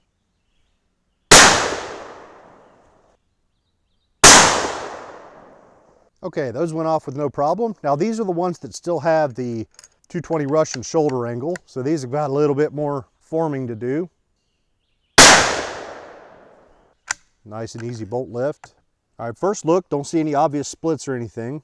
We'll have a close look back at the bench, but it at least looks good enough to move on to the next one here. Okay, last one. Good deal. Let's get back to the bench, have a close look at them. All right, here's a look at one of the pieces we had already fire formed with the pistol brass. This gun is prone to primer cratering. Like that's kind of the first sign you're getting up to a properly stout charge, is a little bit of cratering. This one did not crater, which I didn't really expect to, see it severely with this light charge. It's kind of, this one, like if you look at it right there, it looks like a gigantic crater, but then you you put your finger over it and you look a little closer and I don't think, just kind of weird, whatever. But yeah, that one looks fine. The brass otherwise, I haven't been able to find any spots where it doesn't look good.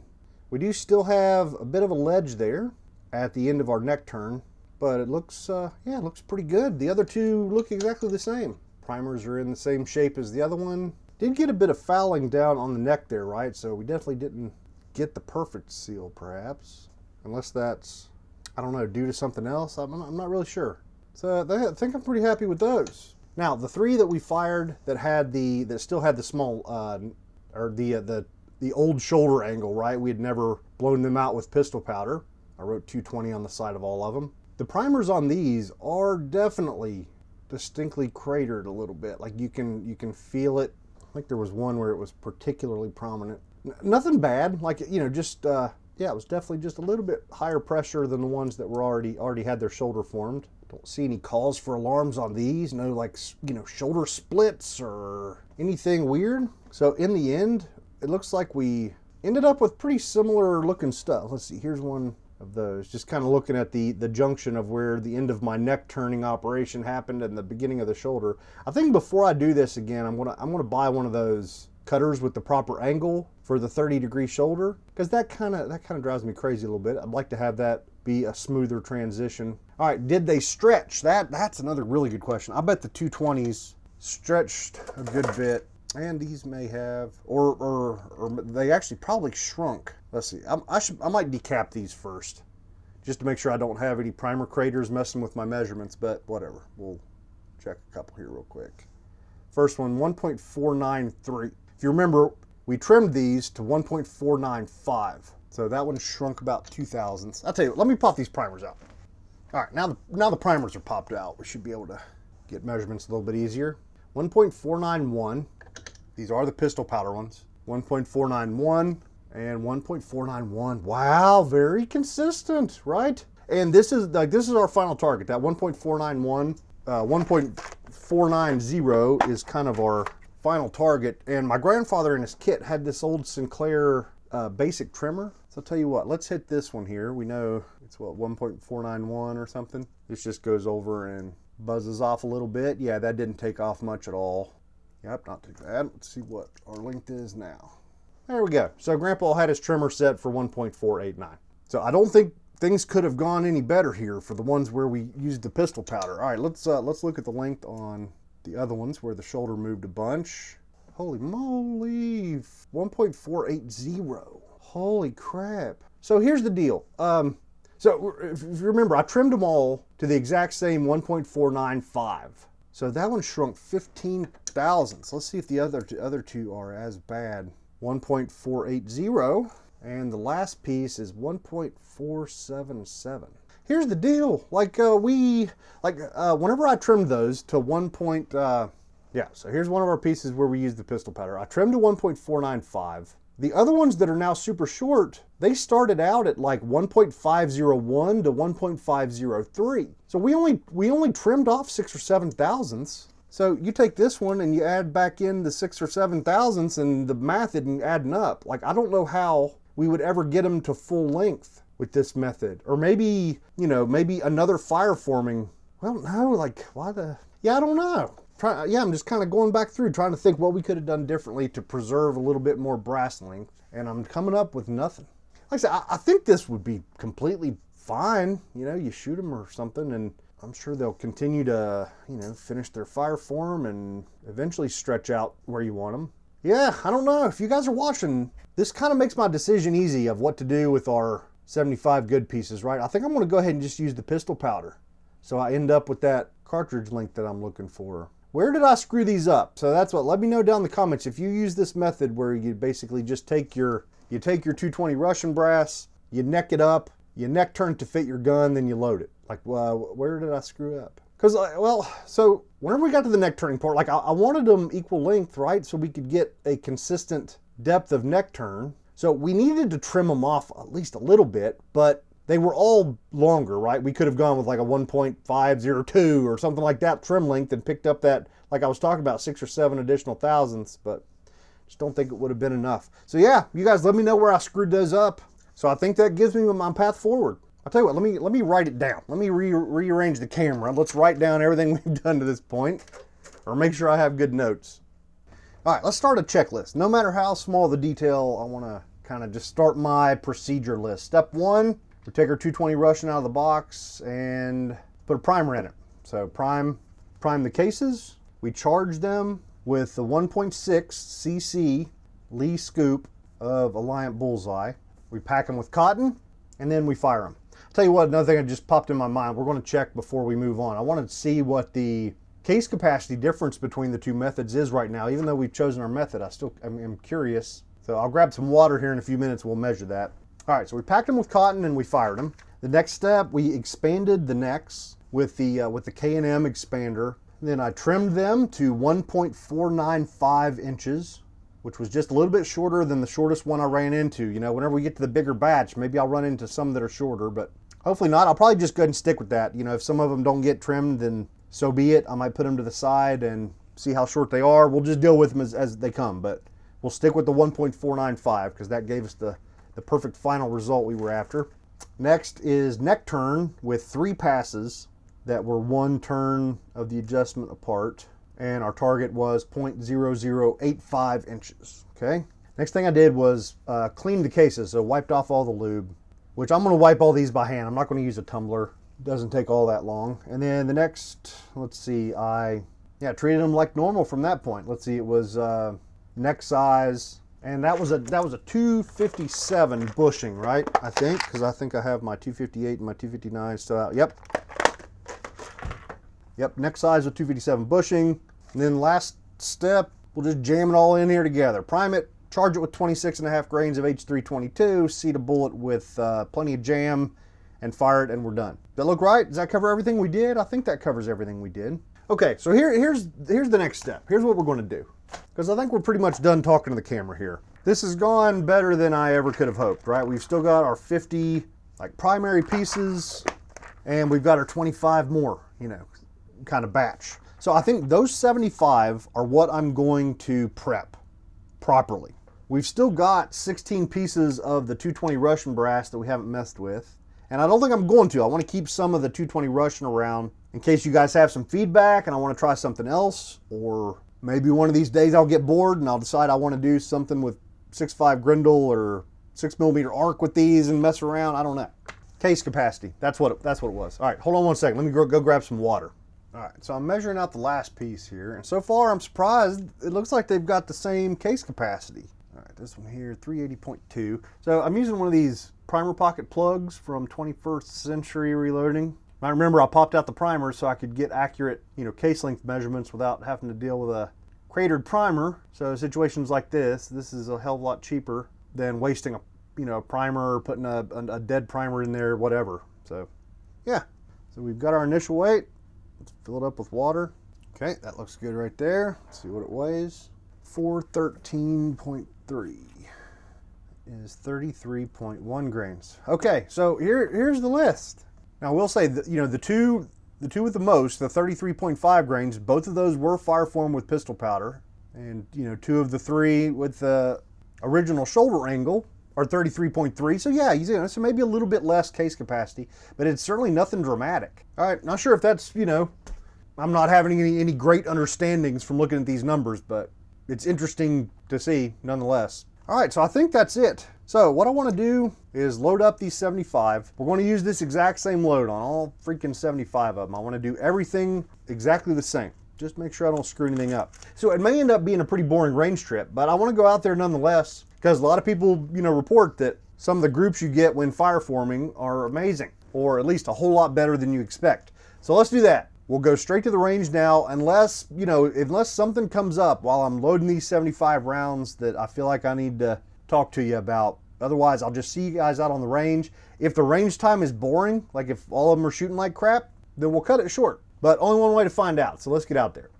All right, so we finally made it out to the range, and the plan has changed. Everything went okay with the loading of the ammo, but as I was on Twitch, people recommended that we take the 6 pieces of brass that we've already prepped and formed, 3 with the pistol powder method and 3 with the others. Like, we might as well just go ahead and keep loading those over and over and see how long they last, right? See if, we run into any premature case failures that might point out a mistake that I made in the process. So I think what I'll do is I'll keep one of each of them the way they are right now, and we'll take 2 of each and start shooting them.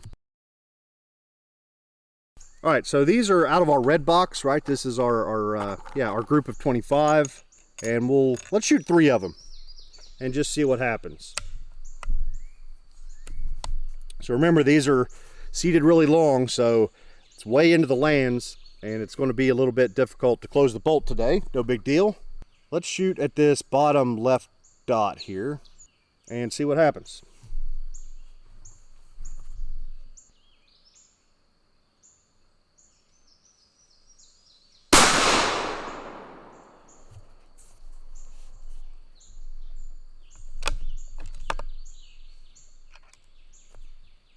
Okay, looks like we definitely went low enough, and definitely a little bit of grease on these. I didn't get my chamber mopped out quite as well as I'd hoped, but that's okay. Piece of brass looks great. Let's shoot 2 more.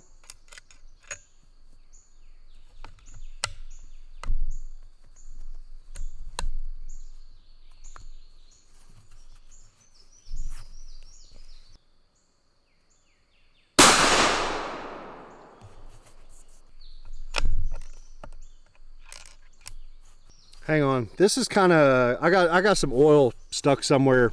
Yeah, I need to dry out my chamber a little bit better before I go any further.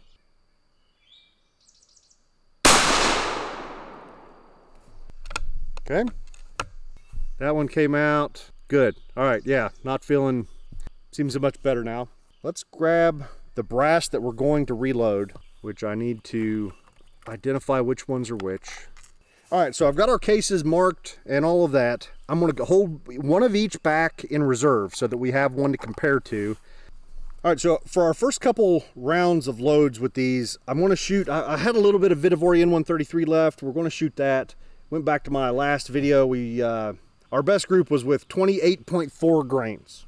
So let's shoot 28.4 and we'll go, you know, we don't have any reason to shoot this long overall length anymore. So we'll go with like the overall length we were shooting in that last video as well of about 2.160. So I'm going to dial all that in, weigh our charges, seat the bullets, and we'll get started. All right, so we've got our 4 rounds loaded up. We were discussing whether or not, I forgot to bring a screwdriver to adjust the die. So I need to go in the house and get one. And we were like, yeah, screw it. Let's just shoot them this way. There we go. Those are the 4 dots I'm going to be shooting at. So once we start getting some groups here with the shot marker, I can make separate boxes around the different groups and we can watch the group sizes and whatnot. But here for the first shot, let's just get them down range. Helps to open the bolt all the way. I'm not really sure what we're going to see on velocity because last time we shot this load, it was with normal brass. But with that, it was 3,407 feet per second. So this ought to be pretty fast. Let's see what happens.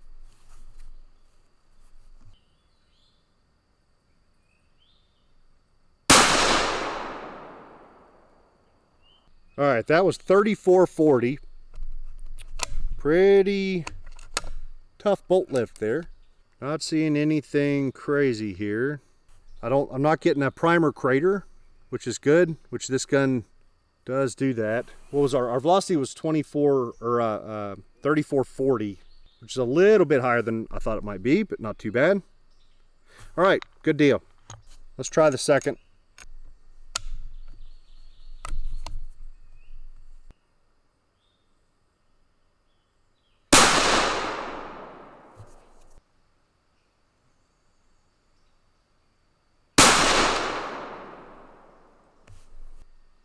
That primer cratered a touch more than the previous 2, which is weird. Although maybe it's not. Let me shoot this one more, and then we'll think about that for just a second, because that's interesting.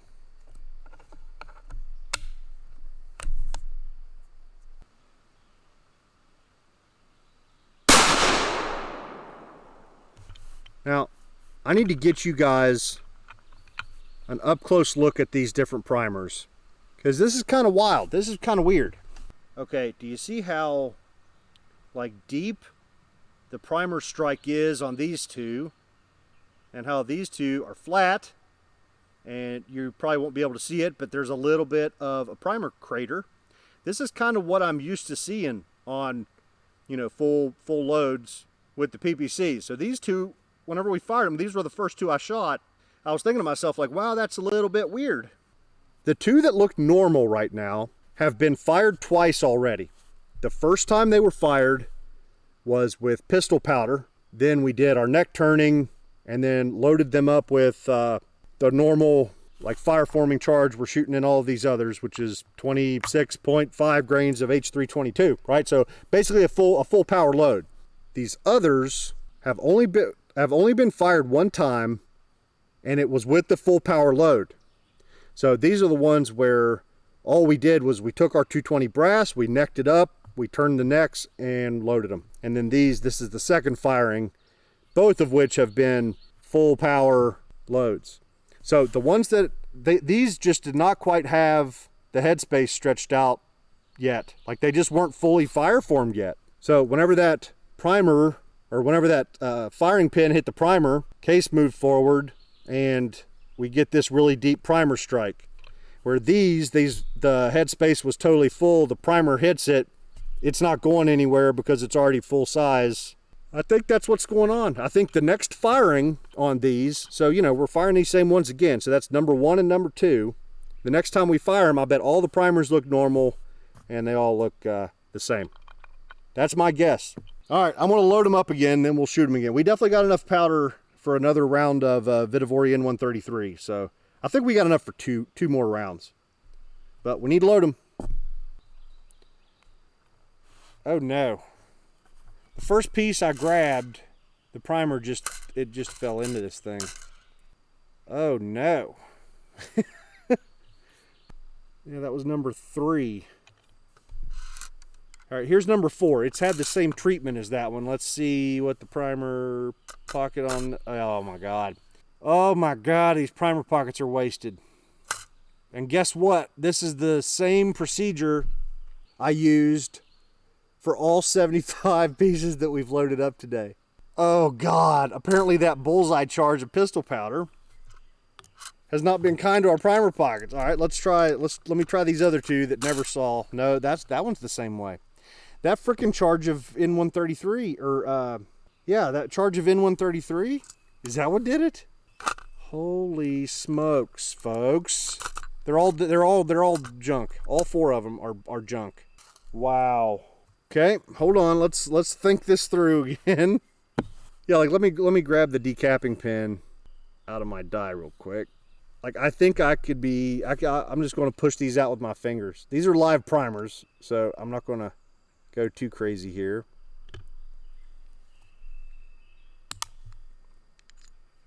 Yep, pop that one out.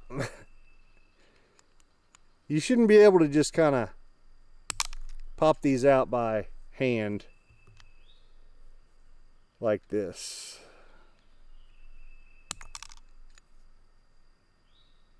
I think the ones with the pistol powder firing are a little bit worse than the other 2, but they're all pretty bad. Yeah. Let me go grab the oh man. And I gotta pull out the bug spray again. All right, here's the plan. So we're down to our two remaining pieces that we didn't destroy the primer pockets on, right? We want to bring our charge weight way down to 27.0 grains with Vitavori N133. I want to go ahead and shoot through these, and you know what? Like, that was a very good lesson to learn on Vitavori N133. A couple things we want to do. I want to shoot the shorter overall length that I had shot in previous videos. Maybe that spiked our pressure and killed our primer pockets.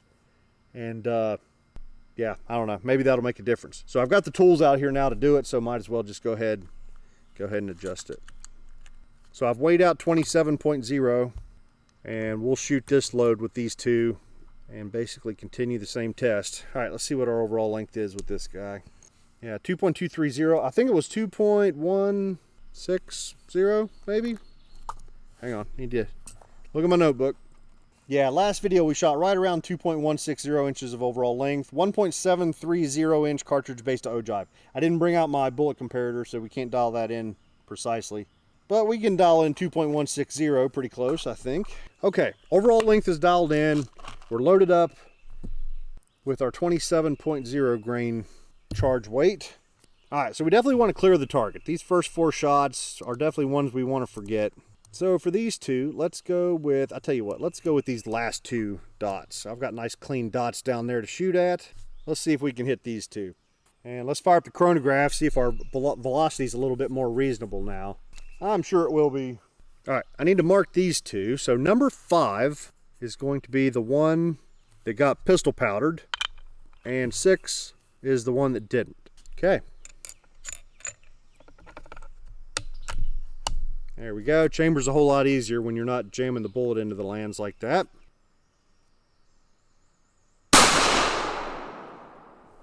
Okay, the velocity on that one was 33.22. Man, that's still, that bolt lift was still a little stiff. And the primer pocket, or the primer got cratered really bad. We might still be in the same boat. All right, here's the next guy. Hang on, where did it show up on shot marker? There it is.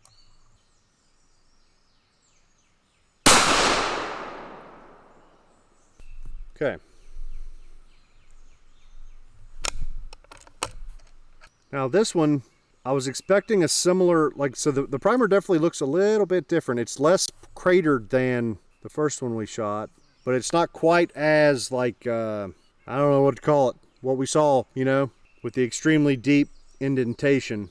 That's gone at least. All right, I'll tell you what. Let's see if these guys still have a usable primer pocket. Okay, the moment of truth. Let's see if they'll hold a primer.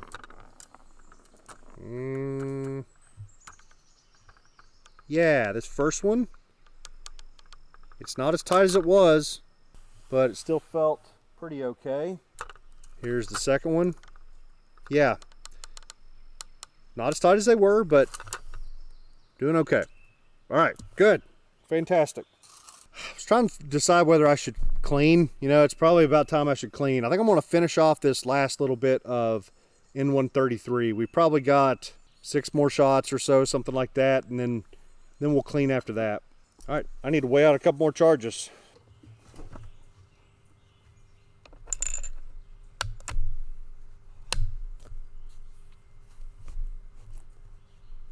So that bolt didn't exactly close super easy.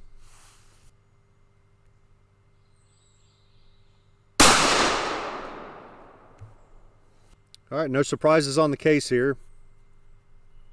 Cratered primer pocket, that's about it, or cratered primer. Hopefully still a good primer pocket.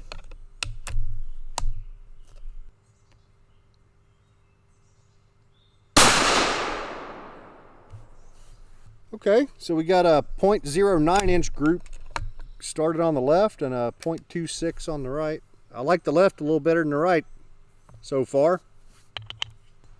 Okay, so we're loaded up again, ready to go. Same load, 27.0 grains of N133. We'll see if this bolt close, you know, if this bolt's going to close okay. It was pretty rough last time. Yeah, it feels about the same as it did. So definitely not easy. All right.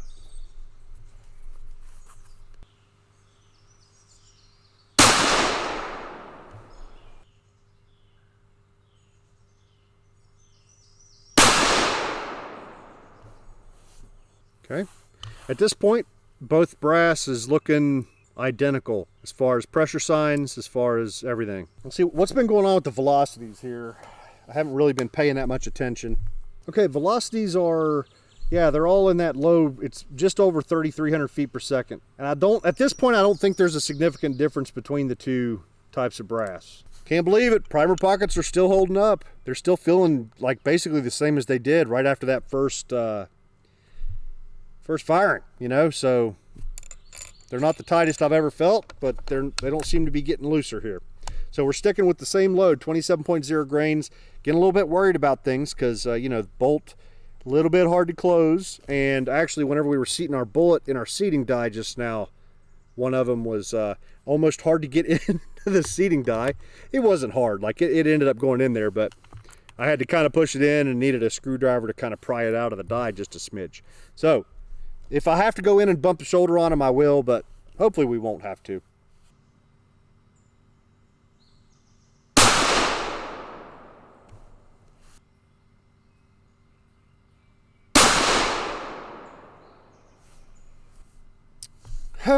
All hell's breaking loose on us here, isn't it? Cases are still looking pretty good. Let's try and get one more firing before I bump the shoulder. All right, here we go. Looks like this is firing number 6, if we don't count the pistol powder as a proper firing, you know. 6th big boy load. Primer pockets still seem to be hanging in there, and they don't really seem to be degrading at this point. So, all right, now this is the question. Are we going to be able to close the bolt?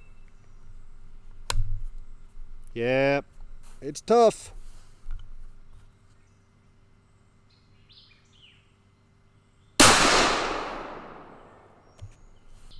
Oh yeah, that's tough. Tough bolt lift.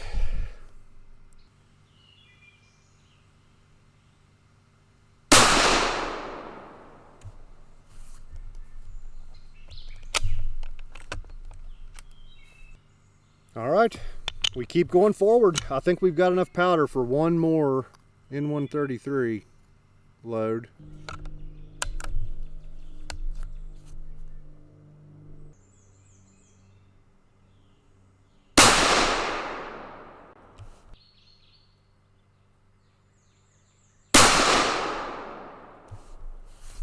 And good. Yes, we ended up with that one 0.40 inches. Okay, so, you know, these are not the greatest groups in the world, but they're not bad either. 0.33 on the left, 0.40 on the right. We've done worse. We've done a whole lot worse. All right, so like I was just saying, I need to bump the shoulder on this brass. I'm not going to film it. We're just going to go up and use our body die to bump the shoulder 1/1000 of an inch or so. Basically as little as I can get away with. Just kind of want to kiss that shoulder a touch. And I'm going to clean the bore, and then we'll be back.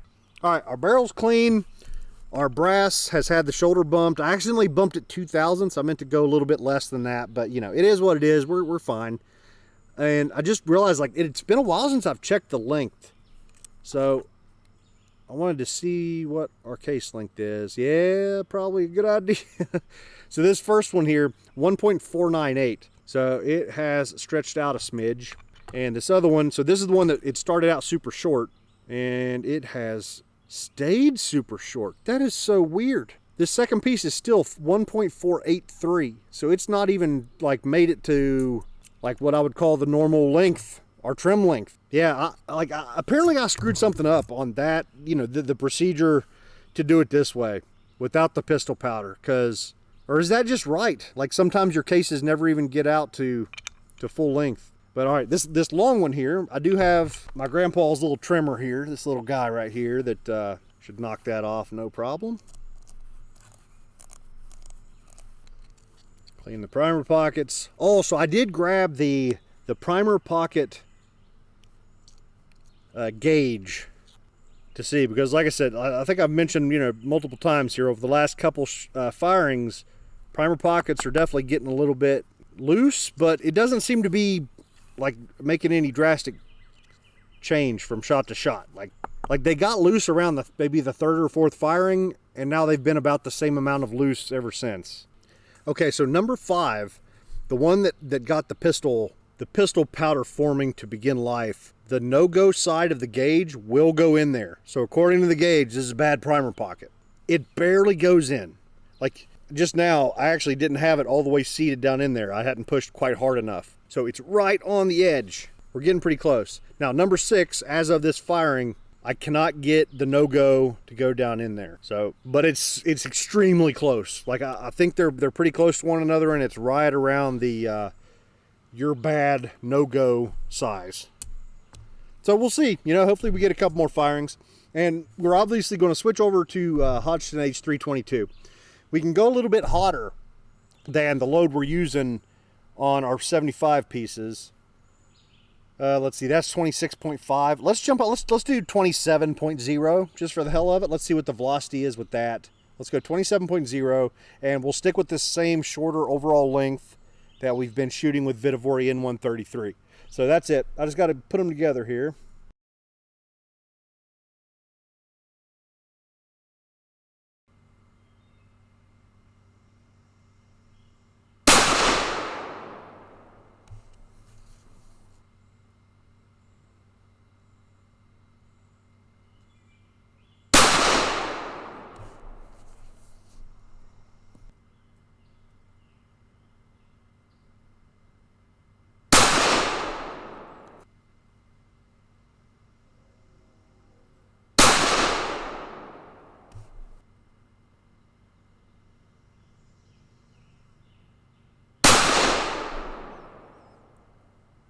Oh, baby. Heck yeah. How about that?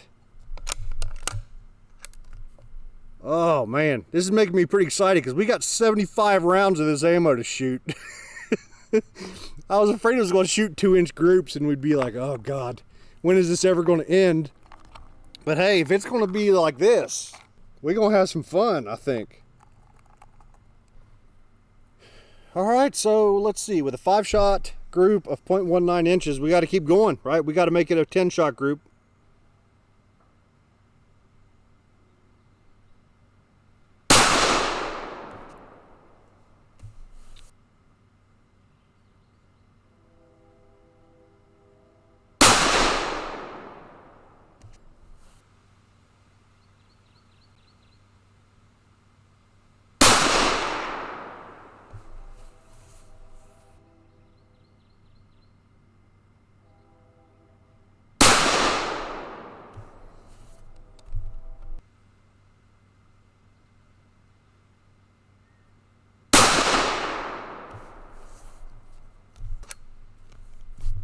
poop.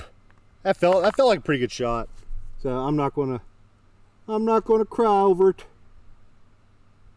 It does kind of suck though.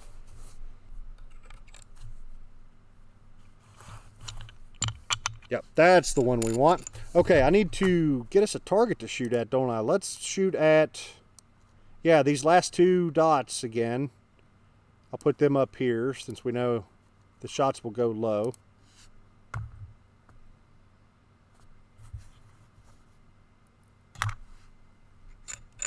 All right, let's see what happens.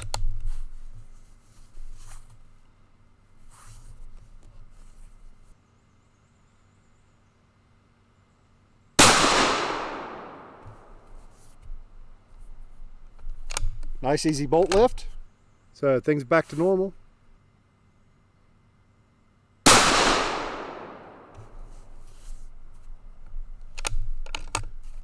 All right, let's reload them and do the whole thing over again.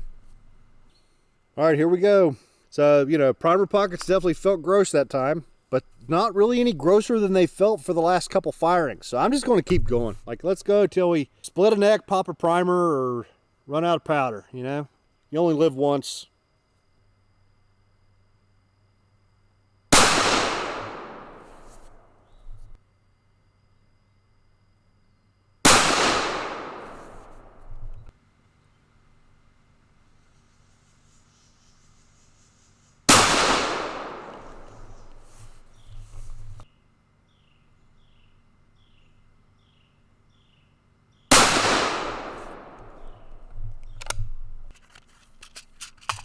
So I think this is loading number 10. So I guess we got to ask ourselves, where do we stop? Like, I think, so we're definitely at a point where if this was my batch of brass and I was loading them and I was feeling the way these primer pockets feel, I would say, like, yep, it's time for a new batch of brass. Like, I need to get something done really fast because these are on their last leg. So if we've determined that point, which I got to be honest with you, they kind of felt that way after 5 or 6 firings. Yeah, that one was officially, that one felt extremely loose. And my Sharpie marks are just wiping off almost instantly. These primers are going in awfully loose. I'll tell you what, this is it. I think this is firing number 10, isn't it? Let me double check my notes. If this is firing 10, we're just going to call it here. And then we'll inspect what we've got.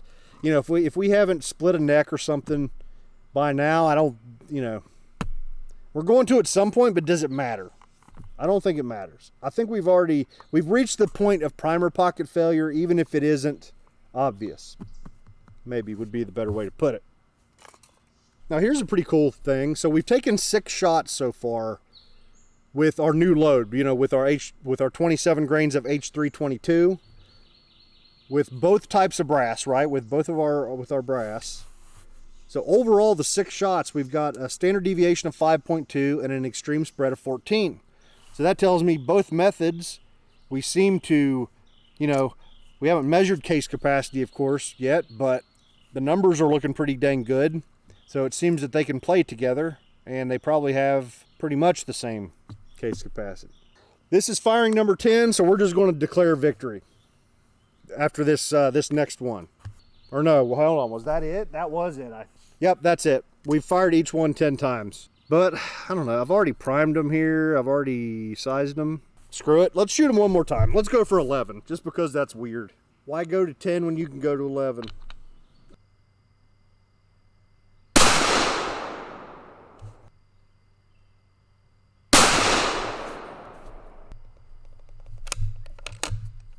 All right, 0.27 versus 0.34. I think that's a perfect way to kind of end this part of the test. Both bullets are shooting really, or you know, both cases are shooting really well, or they're shooting pretty close to one another. I'm totally happy with the results. Totally and completely happy with the results.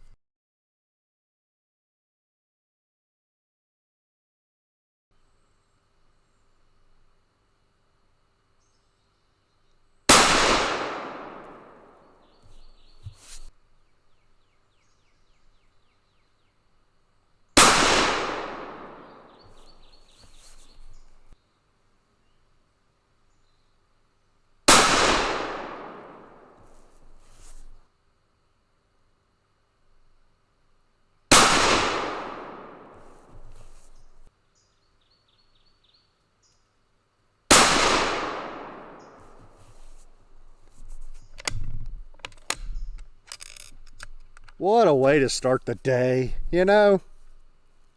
You can have your cup of coffee. I'll take a 0.19 inch 6 PPC group. It's really invigorating, you know? Get you going.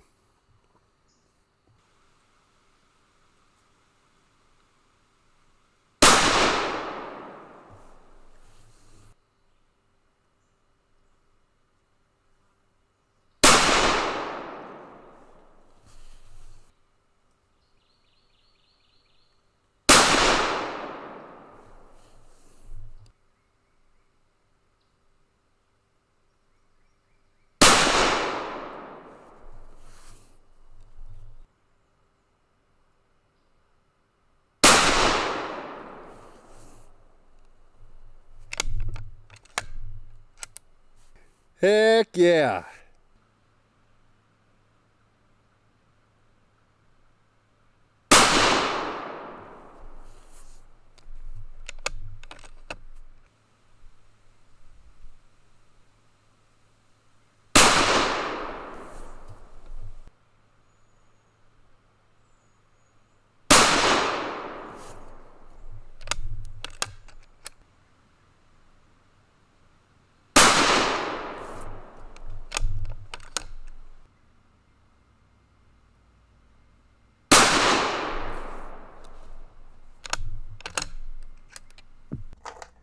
All right, so let's wrap this video up, right? These two pieces right here are the ones we torture tested. These are the ones with 11 firings, and the one that saw the pistol powder firing has 12 shots. So 11 or 12 shots, couldn't be happier. Seems that both methods were getting the job done. I don't have any signs of splitting, any signs of cracking, any signs of anything. I went and grabbed a little pick to probe around down in here, make sure we weren't, you know, developing any sort of a ridge there that might signal an upcoming case head separation. None of that there. So the brass seems to be in 100% perfect shape, except for that loose primer pockets. So the only real problem I can come up with is this case length issue. You know, we have our one piece that is plenty long. So this is the one we used the pistol powder on, and its length was pretty much perfect the whole way through, right? We trimmed it about halfway through. It had reached up to like 1.498, if I'm remembering correctly.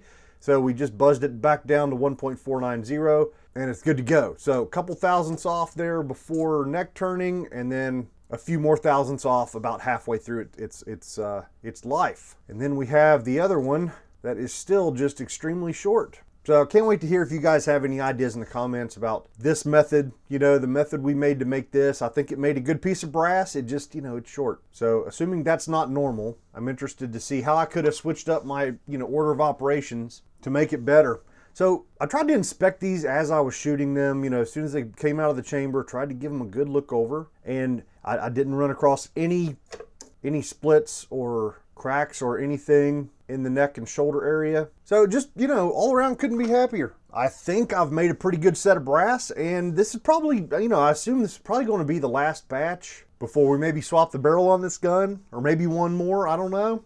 But if I need more brass in the future, I've got a whole lot more confidence now. Now, I should have done it a long time ago, right? It didn't turn out to be a big deal, and I really didn't expect it to turn out to be a big deal. It just seems to me like, you know, a pretty simple process that is filled with ways to screw it up. So, you know, just feel a whole lot better having been through the process. Is there anything else we need to talk about? I don't know. I mean, I think we're good. We could keep talking and measuring and probing and weighing and sorting and all of that stuff forever. But I think the basic point of the video has been met. Hopefully this was helpful to you. You know, hopefully, even if I didn't give you a procedure that you're going to follow, hopefully I at least showed you the process and gave you a look at some of the things you're reading about. Because, you know, it can be a tough task to research when you're just not familiar, you know, with exactly what people are saying and talking about. I mean, I guess at this point, now that I've got familiarity with the process, now I kind of just need to go back and read through again, like redo my research and pick up on things maybe that didn't make sense in the beginning, or, you know, prior to going through the process once. All right, folks, that's it. Thanks for joining me. Hope you enjoyed it. I'll see you guys next time.